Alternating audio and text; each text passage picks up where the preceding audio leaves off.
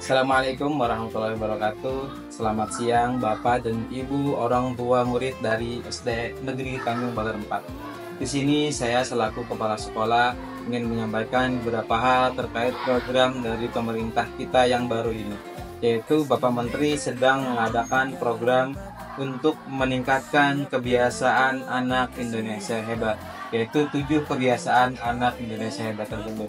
Yang 7 kebiasaan itu akan diukur oleh sekolah sebanyak apa murid-murid kita terbiasa selama melaksanakan kegiatan pembelajaran di sekolah. Nah, sehingga dari 7 poin ini itu akan kami sebagai guru akan kontrol itu bekerja sama dengan dia. Nah, di sini saya akan membuatkan video panduannya agar orang tua di rumah juga lebih mudah untuk bagaimana cara menggunakan format yang kami berikan. Nah, 7 kebiasaan ini, yang pertama adalah bangun pagi, yang kedua adalah beribadah, yang ketiga adalah berolahraga, yang keempat adalah makan sehat dan bergizi, yang kelima itu adalah gemar belajar, yang keenam bermasyarakat, dan yang terakhir, yang ketujuh itu adalah tidur cepat. 7 poin ini akan menjadi pembiasaan yang mulai kita laksanakan dan akan mulai kita kontrol nantinya untuk dilaksanakan di sekolah maupun di rumah. Oke, nanti Bapak Ibu per hari ini tanggal 1 Februari kami sudah memberikan formatnya, format untuk Bapak Ibu di rumah bisa memantau. Nah, jadi format tersebut akan diisi oleh Pian setiap hari dari tanggal 1 sampai dengan tanggal 28 Februari. Nanti dipantau di sana Bapak Ibu, lihatin 7 kebiasaan itu yang mana yang sudah dilaksanakan di rumah, yang mana yang tidak. Jika sudah, nanti bisa Pian kasih centang. Jika dia tidak melaksanakan, maka Pian boleh silang atau Pian strip aja sebagai tanda bahwa anak Pian di rumah menggawi itu atau tidak. Jadi seperti itu Bapak Ibu semua. Oke. Yang pertama itu adalah kebiasaan untuk bangun pagi. Kami sampaikan di sini, bangun pagi yang dimaksud di sini adalah ketika anak Pian di rumah itu bangun paling landung atau paling siang atau maksimal itu pukul 6 pagi. Ya, pukul 6 pagi. Jadi jika dia udah lewat pukul 6, maka di tabel yang kami kasih itu Pian tolong kasih tanda silang atau kasih tanda strip. Tapi jika jam 6 pagi atau sebelum malah dari jam 6 pagi, maka boleh Pian kasih tentang itu. Nah, jadi untuk bangun pagi seperti itu, maksimal pukul 6 pagi. Kemudian yang kedua, kebiasaan yang kedua adalah beribadah. Kita fokus aja kepada ibadah yang wajib aja dahulu, yaitu tentang sholat 5 waktu. Jadi cara melihatnya adalah jika pada hari ini tanggal 1 nih, anak Pian itu subuhnya, zuhurnya, asarnya, maghrib dan isya'nya itu mereka sholat baik di rumah maupun di masjid atau musola, maka Pian kasih tentang. Tapi jika tidak, maka satu aja tidak, misalnya subuhnya telat bangun dan dia kada sholat subuh misalnya, maka Pian kasih tanda silang di situ. Walaupun zuhur, asar, maghrib, isya'nya hanya sholat, tapi subuhnya kada, maka Pian tanda silang aja. Berarti dia itu dianggap beribadahnya masih belum maksimal. Karena kebiasaan beribadah ini kita ukur 5 waktunya, kelima-limanya. Atau bisa juga seperti ini, anggaplah subuhnya itu telat gitu kan. Jadi dia sholat subuhnya mengkodok, membayar, apakah itu dihitung? Jawabannya iya, dihitung. Jadi misal ketika bangunnya itu jam 6:15 seperti itu, maka bangun paginya otomatis Pian silang. Tapi sholatnya tetap sholat subuhnya mengkodok. Sholat subuhnya mengkodok, bayar sholat subuh, zuhurnya sholat, asarnya sholat, maghribnya sholat, isya'nya sholat, kelima-limanya sholat pada hari itu, maka Pian boleh kasih tanda centang di situ, gitu ya. Lalu kebiasaan berikutnya yang ketiga adalah berolahraga. Nah, gerakan berolahraga ini juga umum Bapak Ibu semua. Bisa jadi setelah bangun tidur, anak Pian itu melakukan kegiatan pemanasan kah, anggaplah dia merenggangkan tubuhnya, ataupun bahkan berolahraga sebentar, bersepeda dari rumah ke sekolah, berjalan kaki dari rumah ke sekolah, itu juga tergolong berolahraga. Atau bahkan dia bisa jadi berolahraga secara khusus nih, push up,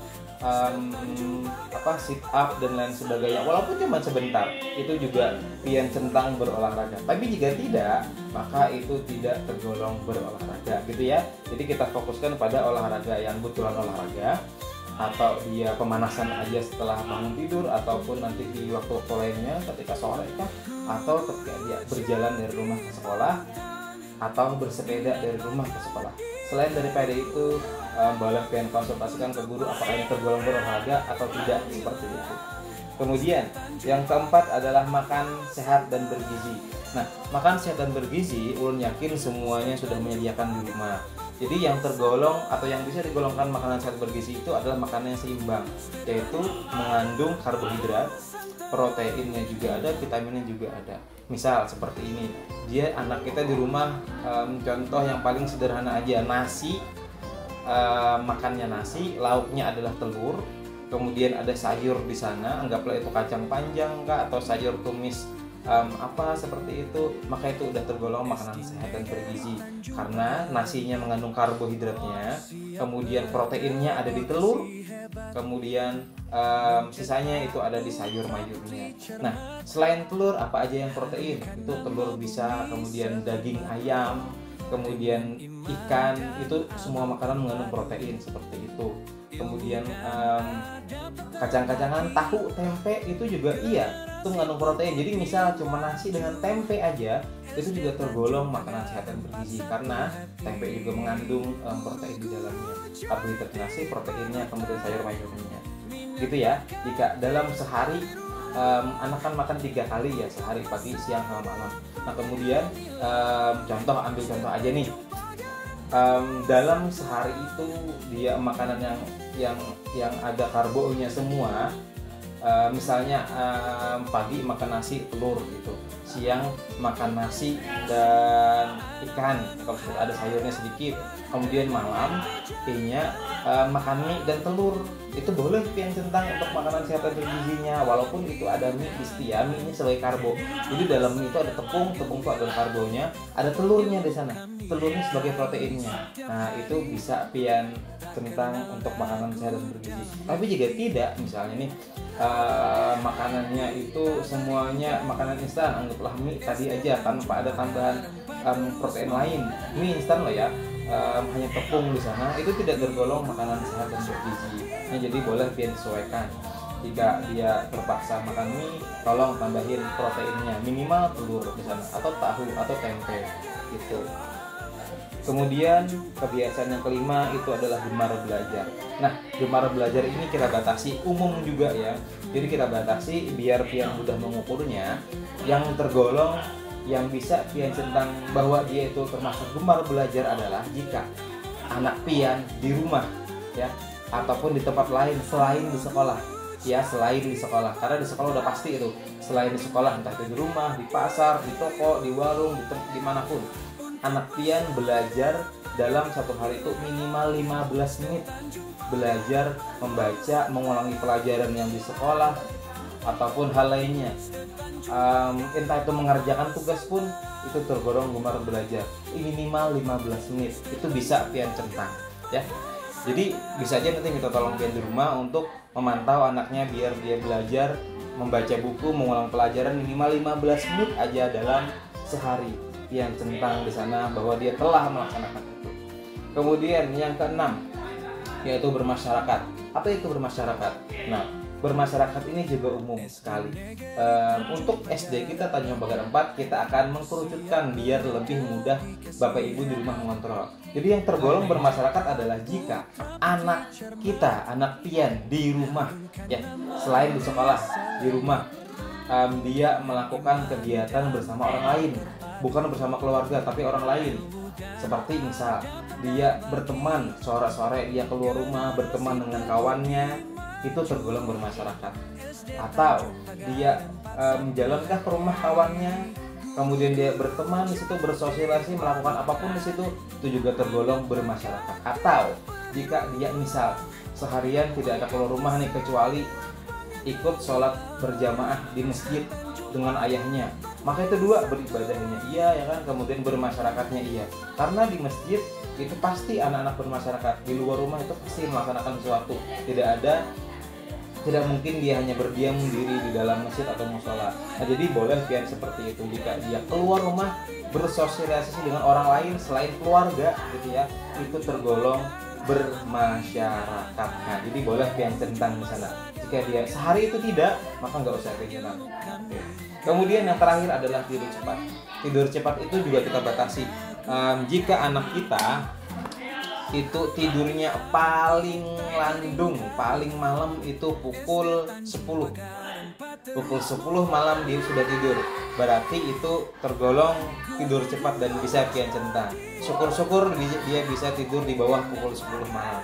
Nah, jadi jika dia lewat pukul 10 malam, maka pian silang gitu. Karena Bapak Ibu semua, anak-anak itu jika dia tidur usia SD ya, jika dia tidur minimal 8 jam sehari, maka dia udah cukup pertumbuhannya dan lain sebagainya. Jika kita hitung-hitung nih dari pukul 10 nih, pukul 10 sampai pukul 6, 10, 11 kan 11, 12, 1, 2, 3, 4, 5, 6, 8 jam udah cukup tuh. Jadi pukul 10 tidurnya, bangunnya pukul 6 pagi, itu udah sesuai dengan yang seharusnya. Nah, itu setidaknya yang dapat kami sampaikan melalui video ini. Jika seandainya ada yang membingungkan bagi pian, maka jangan segan-segan untuk bertanya kepada wali kelas masing-masing. Insya Allah nanti akan disampaikan oleh para wali kelas bagaimana menjawab pertanyaan dari pian tentang 7 kebiasaan ini. Sampai kapan ini dilaksanakan? Kebiasaan ini, 7 kebiasaan ini dilaksanakan sampai anak-anak itu terbiasa, gitu kan? Terbiasa. Jadi nggak ada batasannya. Jadi kita akan rekap setiap bulan. Yang dibagi ke pian itu adalah untuk bulan Februari aja. Nanti terakhir ada terlaksana dan tidak terlaksana. Nanti dihitung tuh berapa yang terlaksananya, berapa jumlah yang tidak terlaksananya. Dikumpulkan nanti akhir bulan kepada wali kelas masing-masing. Kemudian wali kelasnya akan merekap atau membuat catatan tersendiri yang punya wali kelas sendiri. Nanti dijulung lagi oleh wali kelas untuk bulan Maretnya. Nah, bulan Maret diisi lagi oleh pian, akhir Maret lagi dikumpul lagi sampai 1 semester. Dan nanti ini akhirnya akan jadi buku catatan kalian atau anak-anak kita setiap akhir semester, sama seperti berbagi rapot. Nah, kemudian ini sangat berharap Bapak Ibu semua di rumah mempersiapkan map ya, map plastik masing-masing tuh, nukarakan pian map plastik untuk meletakkan, menyimpan kebiasaan rekapan catatan ini di kelas masing-masing. Jadi syukur tuh kelas yang sudah punya map masing-masing per kelasnya. Jika kelasnya belum memiliki map, nanti wali kelas akan infokan. Jika dia tidak memiliki map, maka ulun berharap orang tua murid untuk membelikan map untuk anak pian dan ditinggal di sekolah agar catatan ini tidak hilang. Jadi lagi-lagi kami sangat berharap kerjasama kita. Kami tidak bisa berjalan sendirian. Sekolah sangat memerlukan dukungan pian. Kita bekerja bersama-sama untuk kemajuan anak kita sendiri. Dan ini namanya pembiasaan. Pembiasaan itu tidak bisa 1-2 hari saja, tidak bisa 1-2 minggu saja. Harus terus-menerus, pelan-pelan kita sampaikan. Tidak apa-apa jika banyak bolong-bolongnya, asal diperbaiki. Asal terus pian motivasi anak pian agar terus melaksanakan hal itu. Seperti itu. Kemudian ulun sangat berpesan kepada para orang tua di rumah yang 7 kebiasaan ini adalah kebiasaan yang baik, yang jika terlaksana dan dilaksanakan akan menjadi pembiasaan yang baik juga untuk anak kita, akan menjadi adab yang baik juga, perilaku yang baik juga untuk anak kita pada masa yang akan datang. Ini adalah masa SD. Usia anak pian adalah usia SD, usia dasar, usia di mana mereka belajar pembiasaan. Karena ketika udah dewasa, anak-anak tuh karena udah berumur akan sulit untuk dilakukan pembiasaan. Ini adalah momen yang tepat. Sekolah memfasilitasi, pemerintah memfasilitasi, kemudian pian juga membantu agar anak-anak kita menjadi anak-anak yang hebat. Kami sangat berharap sekali dukungan pian. Tanpa pian, ini program akan berjalan tidak maksimal. Jadi kami akan sangat minta bantuan Bapak Ibu di rumah untuk terus mengontrol hal ini. Kami juga tidak akan bosan untuk selalu mengingatkan pian agar semuanya dapat bekerja dan berjalan dengan baik. Sekian saja video dari Ulun untuk menyampaikan penjelasan dari program baru ini. Semoga dapat bermakna, dapat ditangkap dengan baik, dapat diterima dengan baik oleh orang tua di rumah, dan dapat dilaksanakan dengan sebaik-baiknya. Saya hilap, kami mohon maaf. Wassalamualaikum warahmatullahi wabarakatuh. Dengan iman dan amal terpadu, ilmu dan adab tak terbagi, generasi berbudi maju. SD Tanjung Pagar 41 hati.